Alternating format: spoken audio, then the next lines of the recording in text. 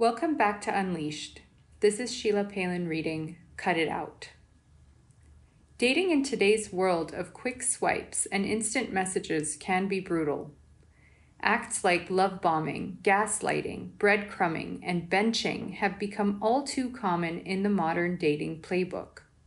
Among these shameful tactics, ghosting, the act of suddenly cutting off all communication without explanation, is often seen as the cardinal sin of relationships. It's branded as cruel, an abandonment without closure. I can tell you from personal experience that being ghosted sucks for sure, and I generally avoid dishing out treatment that I wouldn't want to be on the receiving end of myself. But, despite its poor form, there are times when I find this approach not only necessary, but genuinely liberating. The truth is, while ghosting might seem harsh, it can sometimes be the most straightforward expression of self-respect. Not every relationship deserves a drawn-out conclusion. Not every betrayal warrants a debate. There are moments when the best way to respond is by not responding at all. As a person who is committed to peace, I strive to be kind, flexible, and accommodating. However, these traits do not imply that I allow others to overstep my boundaries without consequence. In my personal life, close relationships, even those with my parents and sisters, have been paused when necessary. While some have managed to find their way back, for most, a breach of trust or show of disrespect marks a definitive end. I may give a couple of chances, but once the tipping point is reached, the decision is final. There's no turning back.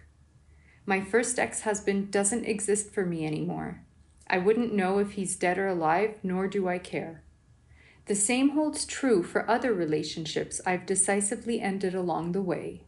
From enduring friendships to fleeting encounters, regardless of their depth or superficiality, all with the same resolve. Once I walk away, there's no looking back. This isn't about being vindictive or cold-hearted. It's about acknowledging that my emotional health is paramount. If someone makes me feel unsafe or undervalued, stepping back can be a healthy decision. If someone decides to reject me, I respect their choice by forcing them to live with it forever. Being open and loving does not equate to leaving oneself unprotected. In fact, it requires a clear understanding of when to say enough is enough. Like an editor who knows precisely what to cut to preserve the quality of a manuscript, sometimes we need to make firm decisions about who stays in our lives and who does not. In this way, our narrative unfolds page by page, shaped not only by the events we encounter, but also by the deletions we make. It's a process, at times ruthless, of removing toxic elements, be they thoughts, habits, or people that cloud our chapters. And in so doing, we reclaim and reshape our story's direction. But editing one's life isn't about being punishing or indifferent. It's about being discerning.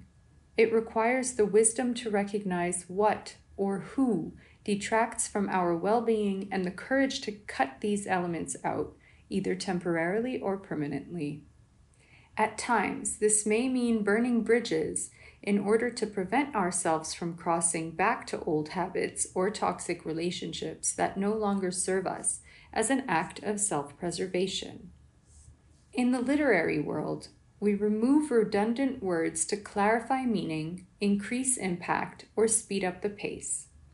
Similarly in life, removing what no longer serves us makes our existence crisper, clearer, more focused. Consider the friends or colleagues who sap your energy rather than replenish it, each interaction leaving you less vibrant, less yourself. Or the habits that chain you to past versions of yourself. You know what they are, those that no longer contribute to the life you want to live or the dreams you wish to make come true. These are like verbose, rambling sentences that dilute the power of a story. However, recognizing what should be cut is only the first step. The real challenge lies in the act of cutting itself.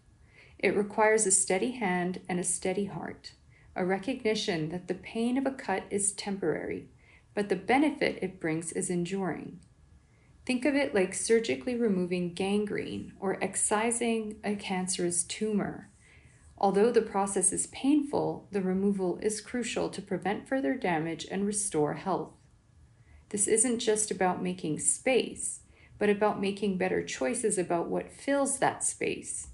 It's about replacing the unnecessary or the toxic with nourishing alternatives that propel us toward the story we desire to tell. Embracing regular reinvention is like writing multiple drafts of a novel, each one aiming to be better and more refined than the last. By continuously evolving ourselves, we give ourselves the gift of living 1,000 lives, each one successively richer and more complex. This keeps our experiences from becoming stale or one-dimensional, breathing fresh air and pumping new blood into each and every day like a new chapter waiting to be written. We must therefore see our lives as an ongoing editorial process, where every day presents a new opportunity for revision. Every line that is cut makes room for an expression more valuable. Every toxic relationship removed opens the door to someone that uplifts and supports. And each bad habit broken creates space for practices that enhance our well-being and fulfillment. So let's take up the editorial pen with vigor and view our lives with the critical eye of a seasoned editor. Let's cut the shit relentlessly, thoughtfully, purposefully. For in the spaces we clear, in the silence left by the removal of the toxic and no longer beneficial, there we find the true spirit of our story. And there is where our real growth and serenity lie.